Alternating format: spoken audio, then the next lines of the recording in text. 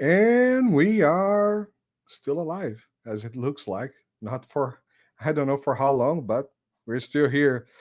Welcome, everybody, to another show of the Unlimited Intelligence here on the Press of Mass Destruction. Larry Johnson, my good friend, once again with us. How are you doing, man? Boy, you're being presumptuous. Good friend? Oh, I'm sorry. yeah, no. I'm sorry. Yes, My we all. my No. terrible Hey, friend. I always, the people like you, Nima. I think I got a thing for Brazilians, and then Russia. That that is this is the only positive side of these damn stupid wars, both in Ukraine and in the Middle East. Is I've made a whole new network of friends. So thank you for the compliment. It's always a great pleasure to have you here, and always a great pleasure to talk to you.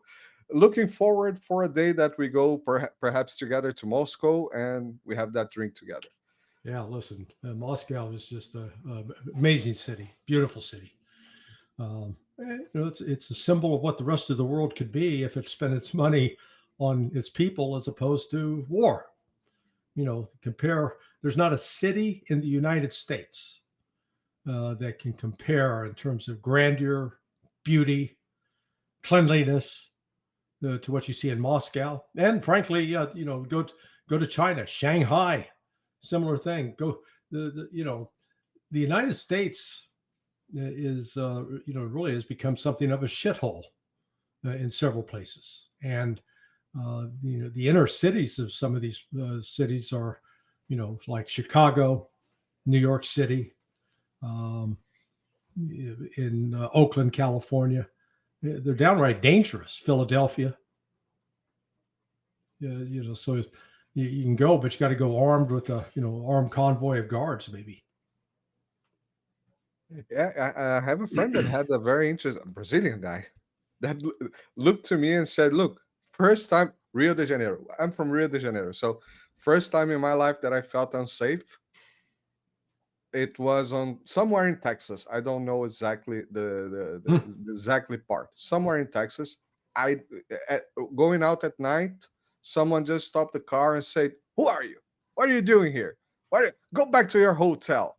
Uh, Yeah. that's I mean, coming out of uncommon. Rio, I mean, Rio's got a reputation for, get up into the favelas. It can be a little sketchy if for an outsider. They operate like organized crime families. That if you're part of the crew, you're okay, but if you're not, you may have a short lifespan. I just, as someone from Rio de Janeiro, my only tip is that if you got mistaken and enter a favela, just and someone stop you, just say that you're looking to buy some shit.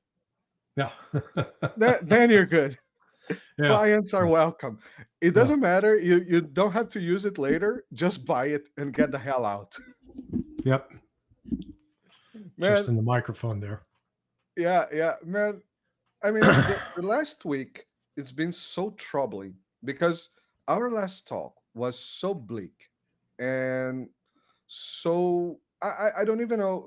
It was not even fun to do that show. I mean, it's always fun to have a conversation with you, but in the end, I felt like, oh shit, we're in trouble. And then we have a Well, week of crazy shit happening, yeah, really crazy stuff it's even going on. worse. You know, What the you hell know, is Don, going on now? I don't know who said it, but it's a great line. Donald Trump has proposed is circulating a letter that nominates him for the Nobel Peace Prize. Um, given Giving Donald Trump a Nobel Peace Prize for quote bringing peace to the Middle East would be like rewarding an arsonist who set his own house on fire for putting out the fire. It's like, really? I mean, this was Trump alone could have prevented this entire war that started on June 13th from happening.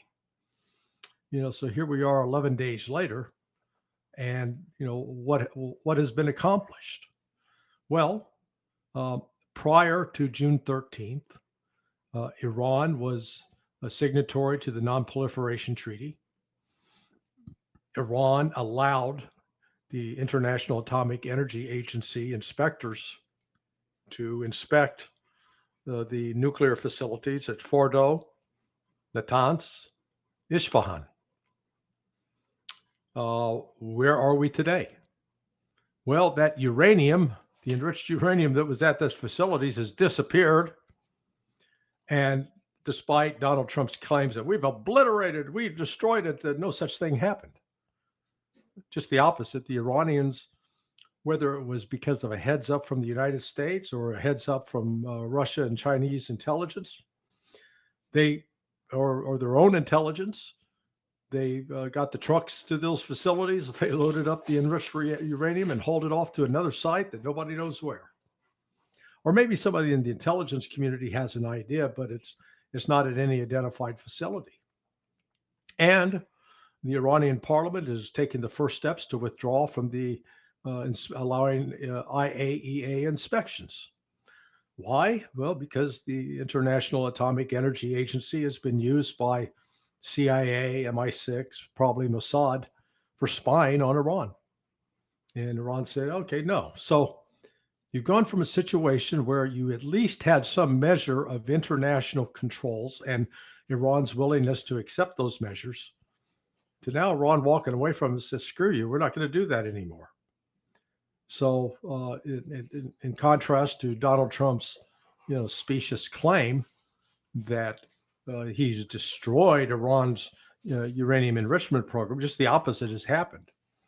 And I believe there are elements within the Iranian military and intelligence community arguing that to Ayatollah Khamenei, look, we understand your religious reasons for not wanting us to build a nuke, but just look around and realize we've been attacked because we didn't have a nuke. We've been trying to play and cooperate all along. And instead of rewarding our cooperation, we've been punished. We've had some of our key generals and key scientists murdered. So it's now time to build the bomb. And they may very well do so. Now, they'll do so probably over the objections of Russia and perhaps China, but I think the Russians and Chinese also understand that, hey, the West pushed them into this. So, Trump is, Trump's intervention, and a lot of yesterday with claiming that he got the ceasefire, I don't believe that for a minute. Because what happened here is Israel was in big, big trouble. Now, I'm not suggesting that Israel didn't inflict some significant damage on Iran. They did. But the more important point is that you compare the size of Iran to the size of Ukraine. Iran is 3 times the size, physical size of Ukraine, and 3 times the population size of Ukraine. Then look at the amount of firepower, bombs, missiles, both ballistic and cruise missiles, that Russia has fired at Ukraine over the last 3+ years.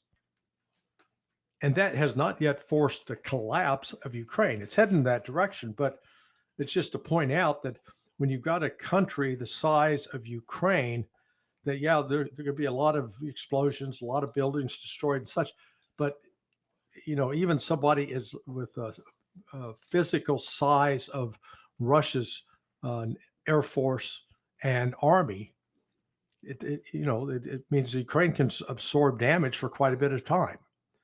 Same principle applies with Israel to Iran. Israel's much, much smaller in terms of its military force compared to Russia.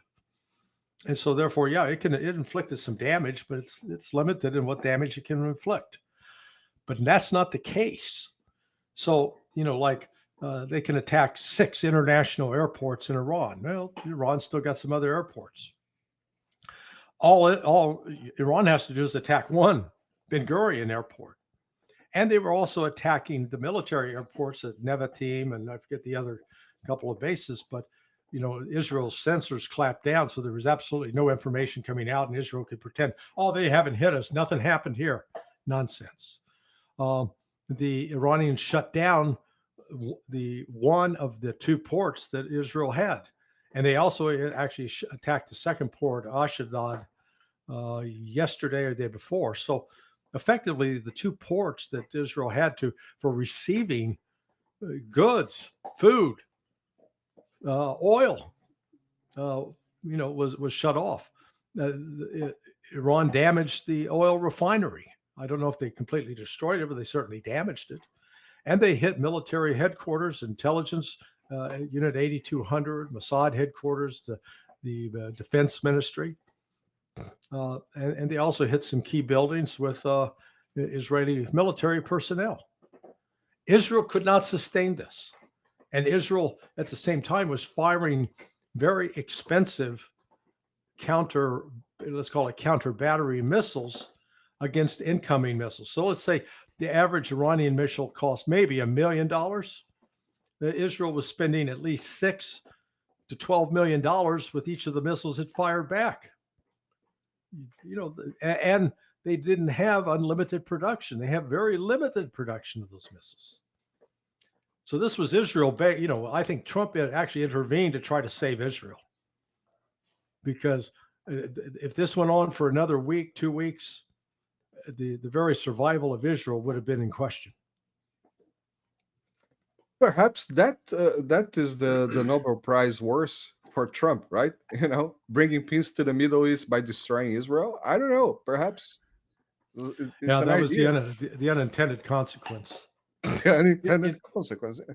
Well, that's why again I blame Trump for this, because on day one of the start of the attack, when Israel hit Iran with a decapitation, they had they set up assassination squads. They targeted a number of specific individuals. A wildly successful operation. They did a cyber attack was launched with the help of the United States, and that cyber attack disabled the air defense systems and the radar network that Iran had installed. Now, the plan was from the Israeli-U.S. side that this would disable Iran for at least a week. The Russians intervened very quickly, working with Iranian technicians. System was back up and running within 10 hours. That's according to Pepe Escobar and sources he had in Moscow. So that was unexpected. And then same day, Iran unleashed a missile barrage, and we saw very quickly that while Iran's air defense system sucked, so did Israel's. And their so-called Iron Dome and David Sling and Patriot and THAAD didn't work. Initially they were doing their Baghdad Bob routine of, oh yeah, we shot them all down. But you could still see the explosions hitting the ground and buildings getting blown up.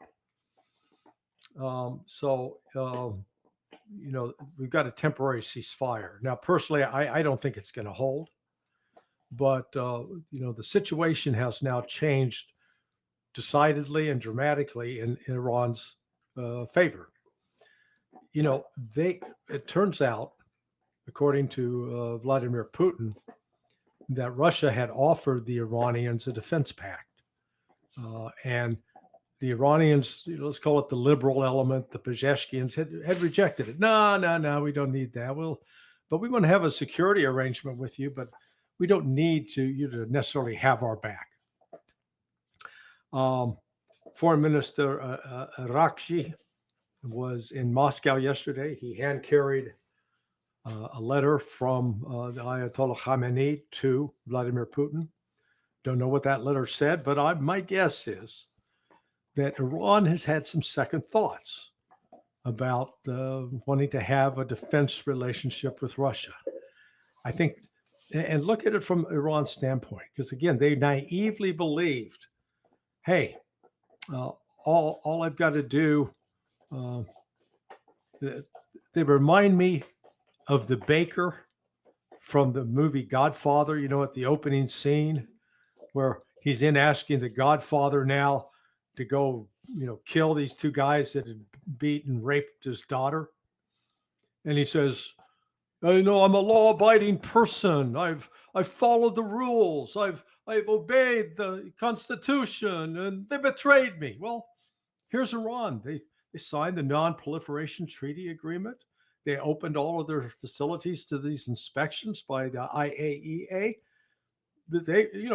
They were showing that, yeah, they were enriching up to 60%, but that was so that the West knew they were enriching. So let's go back to the deal that we cut with JCPOA, which Trump walked away from. And now, despite all of their cooperation, all of their attempts to appease the West, what happened? They got raped. And they're not happy about that. Go ahead. They got Assad. Yeah. Or Gaddafi. Yeah, Gaddafi. Gaddafi. Almost Gaddafi. They still didn't get the steel enema that Gaddafi suffered. Yeah. So I suspect they've gone back to Russia now and said, okay, we need your help. Now, both Russia and China played an important role behind the scenes here, and of getting this ceasefire negotiated. And I wouldn't be surprised if Putin had a conversation with Netanyahu that went along the lines of something like, Bibi, here's your choice. Agree to this ceasefire now. Stop your attacks on Iran. Or else we'll ensure that Iran can continue its attacks on you, and we will provide them immediately with air defense capabilities so that your planes will no longer be able to operate inside Iran, and you'll be naked. Your call. Now, I think what's going to happen now, though, is Russia is going to accelerate, because what we found out, I had assumed last October when Iran was successful on October 27th in shooting down a lot of the Israeli missiles. But this time, I think as a result of what happened in October, Israel's intelligence collection developed countermeasures that they were able to now defeat Iran's system. Russia apparently had offered Iran air defense capabilities. Iran refused, but Russia did deploy an S-400 system to the Bushehr nuclear power plant, and notice that was never attacked, and it was safe. And plus, there were 200 Russians there, and Putin made a point: we're not, my people are, we're not withdrawing them; they're staying. And basically, you harm a hair on their head, then you've attacked us. You've got a bigger problem. So even Israel stayed away from that. So what we're seeing, Trump's declaring victory. This is like he did with the Houthis. We won. They capitulated. Let's get out of here. That's what's going on. And but if you watch American media, man, God, the celebrations are just all, oh God, Trump is so good. Whatever positive feelings or hopes I had for Donald Trump, those are gone completely. I think the man is an incompetent. I think the man is dangerous. But it's a chain of fools we've had. Trump, Biden, Obama, Bush, Clinton. Good God, it's like a Ringling Brothers, Barnum and Bailey clown car. Each more bizarre and twisted than the previous one. It's amazing. Very interesting, because when I was looking at this Arakshi visit to Moscow, the timing was actually perfect timing to the attacks from Iran to Qatar yesterday, more or less. Perhaps hours after Arakshi left the meeting with Putin, there was this attack in Qatar. The safe face attack, because it was. Well, you understand that was scripted in advance, okay? Yeah. And I know, I've seen this this is in some ways a replay of 2017, 2018, when Western intelligence staged chemical weapons attacks, their false flag attacks, to blame on the Assad regime to justify a military attack against Assad. And at the time, Trump struck, two different, one in 2017, one in 2018, but each time, still with the same chest thumping, America's the strongest, we're the best. But what really happened behind the scenes is the United States was in daily communication with the Russian general staff, and they called them up and said, "Hey, this is what we're getting prepared to do. This is the target. This is what we're going to use as ammunition or ordnance. This is what time the attack's going to take place." So, the Russians and Syria and the Russians then would tell the Syrians, and everybody took evasive action, got out of the way, and the United States launched a $150 million fireworks show. Blew up a bunch of sand, created some instant glass, and killed some spiders, desert spiders. That was it. Now, but again, and the rest of the world pretended that, oh man, that Trump boy, he's a mighty powerful son of a bitch. Yeah, he's just a son of a bitch. He's not powerful, and this is all Kabuki theater. It was staged, scripted. And that's what we saw yesterday. So we don't, I don't have, unfortunately, access to all the behind the scenes conversations, but I guarantee you Iran was talking with Russia and with China. I did make the prediction that Iran was not going to close the Straits of Hormuz for the simple reason that 80% of that oil goes to Asia. And right now, one of the consequences of Israel's attack, unprovoked attack, followed by the United States' unprovoked attack, was to engender greater sympathy among the global South and countries throughout Asia. Now, let's even go back to the attack, the U.S. attack on Sunday morning.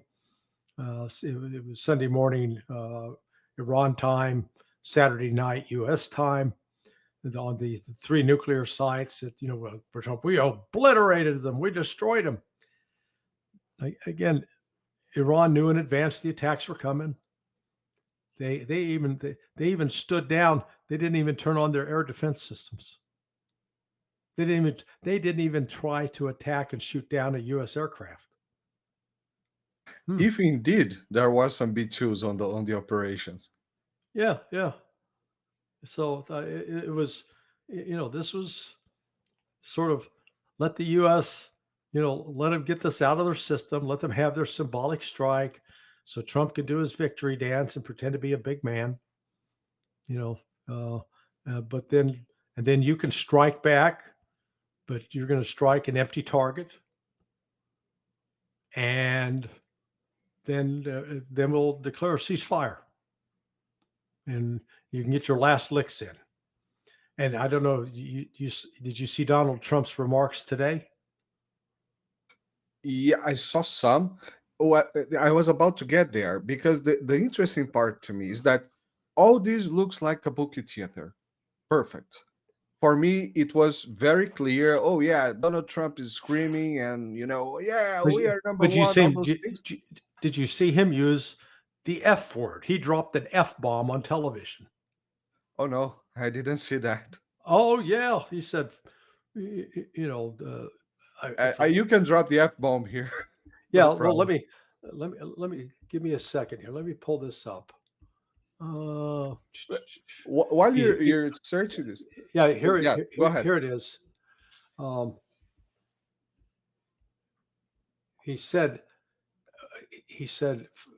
they're fucking insane, something like that. I mean, he used with respect to Israel, he was yelling at Israel, and at Israel, not at Iran. Correct. Well, both, but primarily at Israel, which is he says, quote, "They don't know what the fuck they're doing." He just said that with respect to Israel and Iran.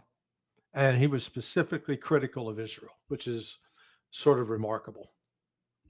Yeah, So, what I saw was the Truth Social where he puts that big letters as screaming bitch.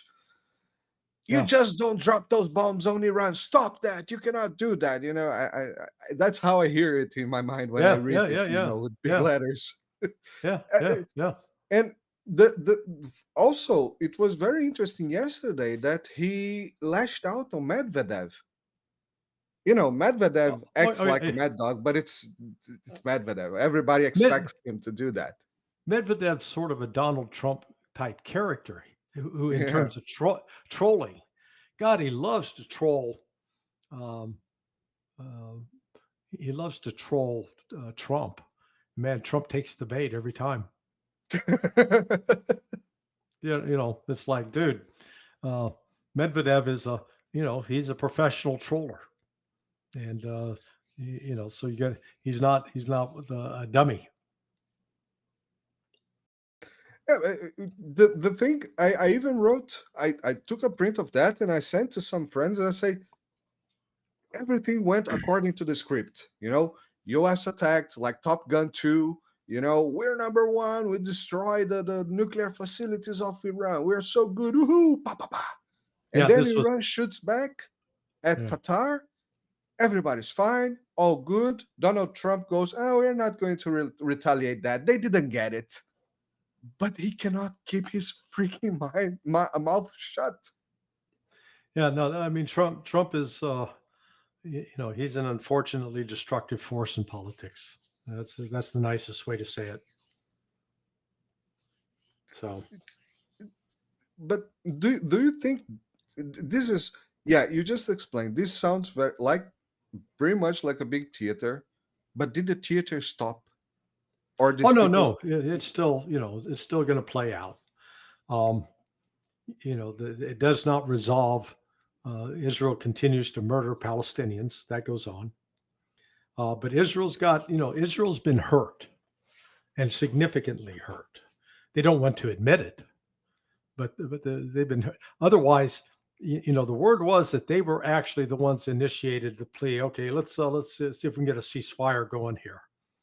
Now, personally, if I was in the Iranian government, I would have said no. We're gonna immediately issue an immediate plea to Russia and China: bring in your air defense systems, help us fend off these Israeli attacks, and then we're going to continue launching day after day attacks on Israel until not only does Israel surrender, but they stop the attacks in Gaza and the West Bank. I think it's unfortunate that Iran didn't do that. That's what I would have done if I was them. But that's me.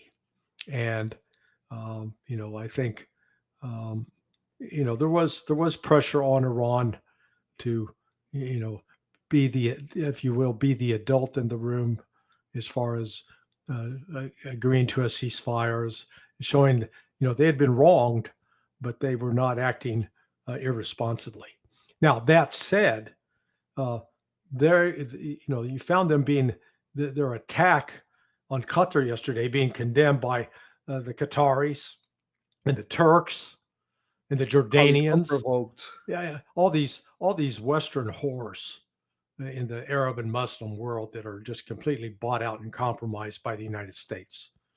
Instead of standing up and saying, Iran had every right to respond this way.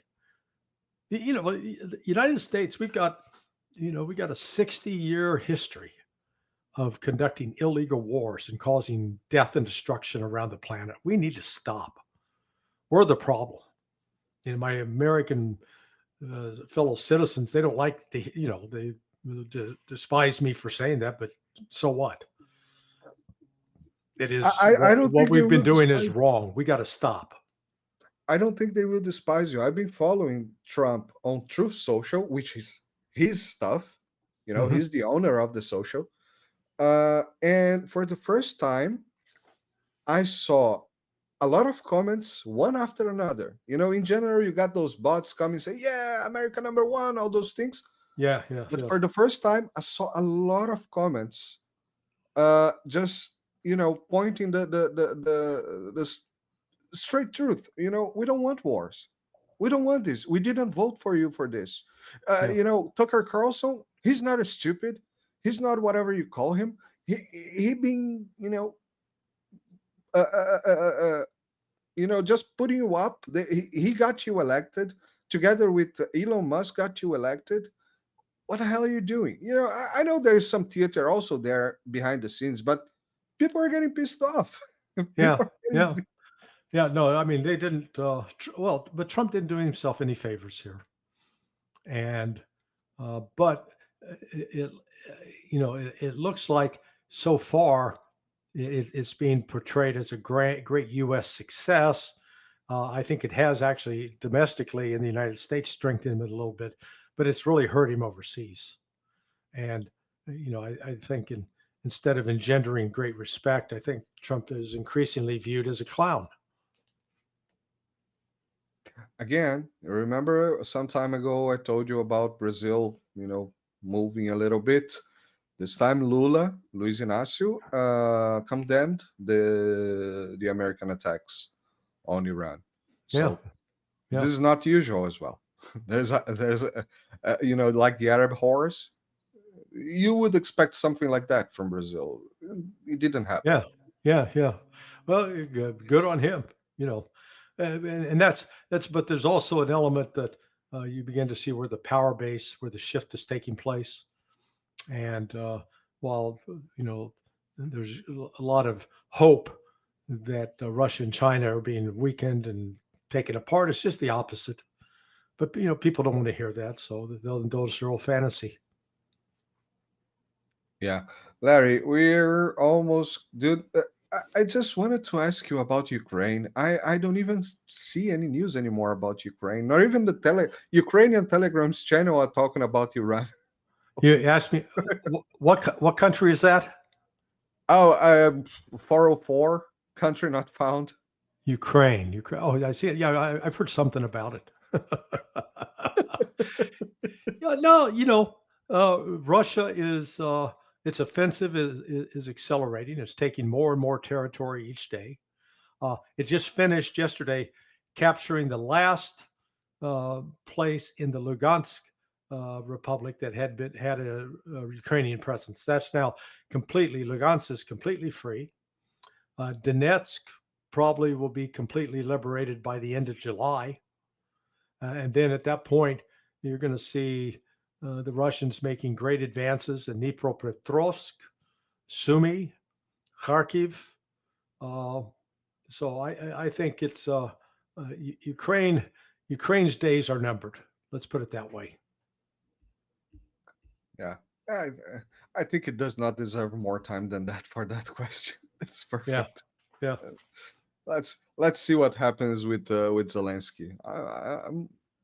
Do you have bets in the United States on this No, topic? it's not like the UK. UK does actually have betting pools. You can bet on who's going to win an election, who's going to get killed in office, that kind of thing. Oh, And maybe so if you're Zelensky's odds of surviving to see 2026, not good. Not good. not good. Pay very very little money for that bet. Right, right, right. So I think I'm going to finish here today, Larry. Everybody, thank you very much for watching us now or later. Remember to like, share, subscribe to the channels, the IDM channel and Larry Johnson's. Follow Larry on sonar21.com and also on Rumble and BitChute since YouTube took down his channel. I don't know why. Anyway, I'm a uh, hater. I'm a hater. they say that. They say that. Yeah. I What have can we say about I have the audacity to call out male bovine excrement when I see it. The MBE. it? B. I have to make a meme for that. Yeah. Which, by the way, if I received just before finishing, I received a fantastic meme just yesterday. It was a three picture meme, all three Trump and the prince of Qatar, if I'm not mistaken, of Saudi Arabia, sorry. And he's saying, I'm going to attack Iran because he has nuclear weapons. And then in the second one, why don't you attack Russia? Are you crazy? They have nuclear weapons. Yeah. Yeah. Amazing. Yeah. So, well, have it. I think what we're going to see out of this is Iran may very well reverse course and build a nuke. And that Trump will have accomplished what no other president heretofore has, getting Iran to build a nuke. Way to go, Don.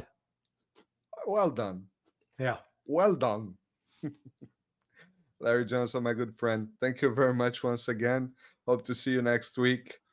And Muito obrigado. Muito obrigado. muito obrigado. Muito obrigado.